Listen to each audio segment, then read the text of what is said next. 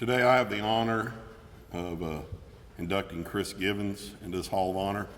And Chris couldn't be here today, and a lot of you probably, if you don't know why, he is spending countless hours right now learning the Baltimore Ravens offense. He was traded 2 weeks ago from the St. Louis Rams. He did get in the game Sunday. He did catch 2 catches for 18 yards. And him and I talk about every other week and keep up with each other, and he's doing wonderful. And Chris does a lot of things that a lot of people don't know about, but I'm going to try to tell you a few things about Chris and explain to you what kind of young man he was. When he moved to Wylie in 2006, he started on the JV football team, or 2005, I'm sorry, and he started on the JV football team, and we knew that he had talent. He was a skinny little kid, and we had just moved up into 5A, and he was working really hard and doing all the things right. In 2006, he was on the varsity, and we were playing a game, and it was early in the season, and he was running back kicks and kickoffs and a running back position, and we had huge plans because Chris could run. And he had a freak deal in the game against Mesquite Poteet, and he got caught up in the chains and he tore his ACL. Now, a lot of people, that would be a great setback. But Chris Gibbons was probably one of the most stubborn young men I've ever coached.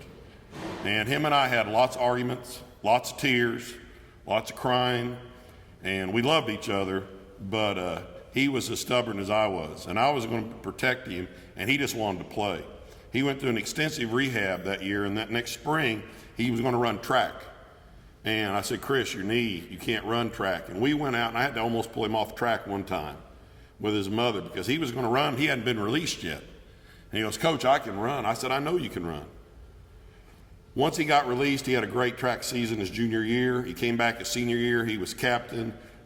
We had huge aspirations for Chris. Golly, we thought he was going to be, we were going to go to the playoffs based on him. We were in the district with Allen and the Planos, Plano West, Plano East, and we knew Chris could lead us there. But in our first district game against Lake Highlands, he caught a punt and he tore his other ACL. So here we have one of our best football players. He's only going to play a few games. He doesn't have too many records in high school. But Chris, not only did he show his character after that, he showed us what kind of person he could be because he never missed a practice. He was on crutches.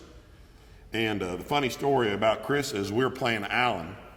And like normal, I hope nobody's from Allen, but they were cheating over there at their place. And they had the referees kind of where they wanted them. And I was there, and we had a chance to beat Allen in 2007. And we were down 7 points, and they made a horrible call on the field, and I was talking to the official. And the official and I were having a pretty good conversation. He goes, Coach, I think we made a mistake. And then all of a sudden, this other official throws a flag. And I'm looking because my coaches know, just like Coach Ball when he was the head coach here, you guys don't get on the field. And only the head coach talks to officials. And they threw a 15-yard penalty on Chris Gibbons. He was out there on crutches in a cast right behind me, and he was telling that official same thing I was. And I said, Chris, you can't do that. And he goes, Coach, they're wrong. And, that's the kind of person he was. He was going to fight for his teammates. He was into the games. And, I couldn't even chew him out. I just went over and said, hey, Chris, things don't always work the way you want it to. But Chris never let his teammates down. His senior year, he came back. He worked harder than he did his junior year. He totally rehabbed his body into a machine. He kept working. He had hamstring issues. He was going to overcome it.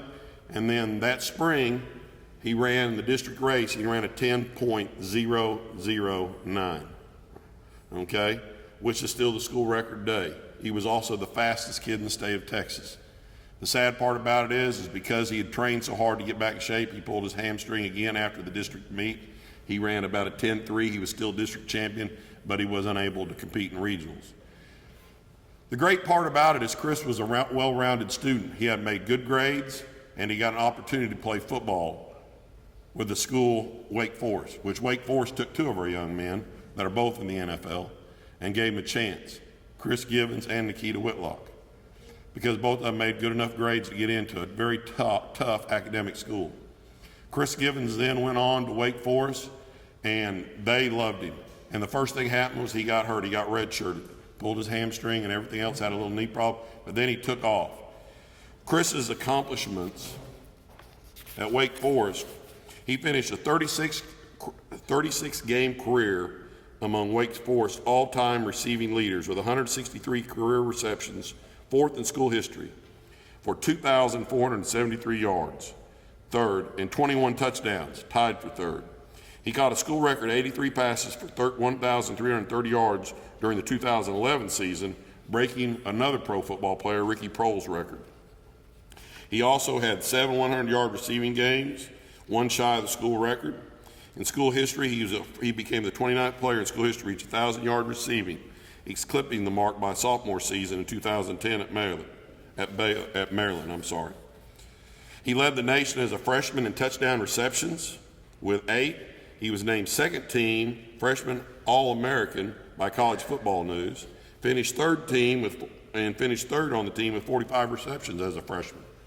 So his career, all the way through Wake Forest, was nothing but doing outstanding, exceptional things. And the coaches used to come back and say, Coach Howard, if you got any more like Chris, we want him, because his hard work, his dedication, he was a fierce competitor. Matter of fact, several times at Wake Forest, Chris would almost get crossways with certain things because he wanted to play, and they would try to hold him back when he had little nicks and bruises.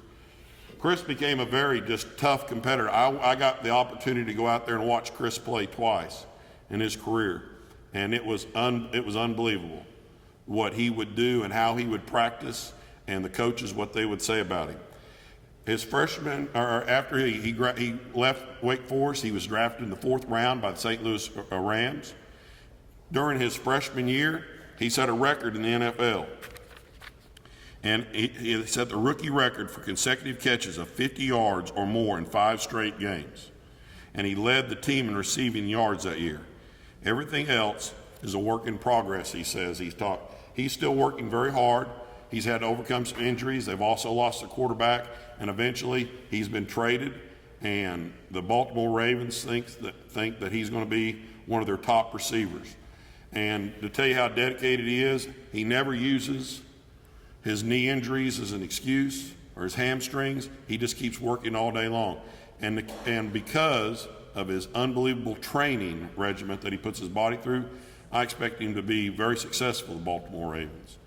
If Chris was here right now, he would be very humble, because when he came back this spring, we have the Chris Gibbons relays, which he donates a large chunk of money to our track program each year. And because the relays are named after him. And when he comes back, all he does is he talks about what young people need to do. He talks about what they should be doing in the classroom, how they should be treating others. Chris was only in Wylie High School 3 years, kind of like Zach, but this is his home. His brothers went to school here. Matter of fact, his mother moved away, and they moved his other brother back just so he could graduate from Wylie High School and play his senior year. The sad thing about it, his brother also tore his ACL and did not get to compete his senior year. Still stayed through the high school and graduated. Chris is just an outstanding young man, and he would say to you guys, thank you, thank you, thank you. He probably would say he probably didn't deserve it. His high school career wasn't what he wanted to be.